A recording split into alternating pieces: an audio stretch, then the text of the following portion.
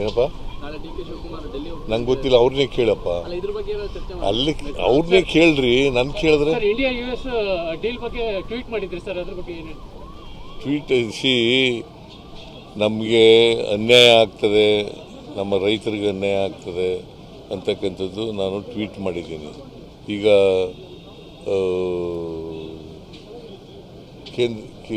America ಮತ್ತು ನಮ್ಮ ದೇಶ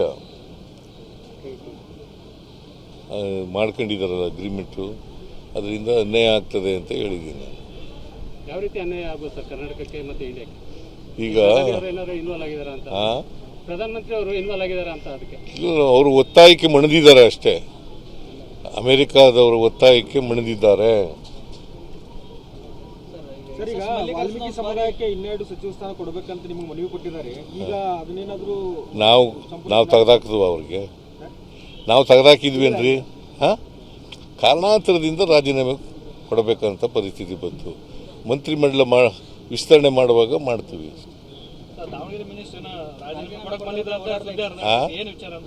ಏನಪ್ಪ?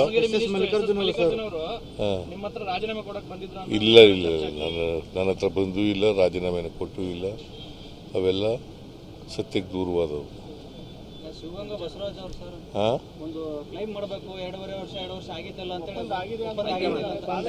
ಅದನ್ನೇ ಪುನಃ ಬಂದು ಇದಕ್ಕೆ ಬರೀ ನೀವು.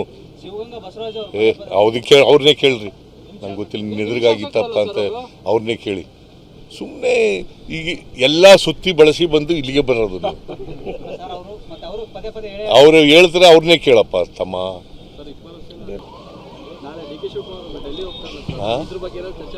ಏನಪ್ಪ?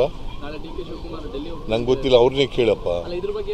ಅಲ್ಲಿ ಅವ್ರನ್ನೇ ಕೇಳ್ರಿ, ನನ್ ಕೇಳಿದ್ರೆ. ಇಂಡಿಯಾ US ಡೀಲ್ ಬಗ್ಗೆ ಟ್ವೀಟ್ ಮಾಡಿದ್ರಿ ಸರ್, ಅದ್ರ ಬಗ್ಗೆ ಏನು ಟ್ವೀಟ್?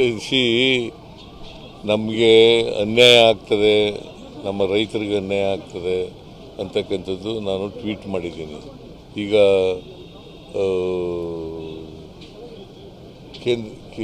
ಅಮೇರಿಕ ಮತ್ತು ನಮ್ಮ ದೇಶ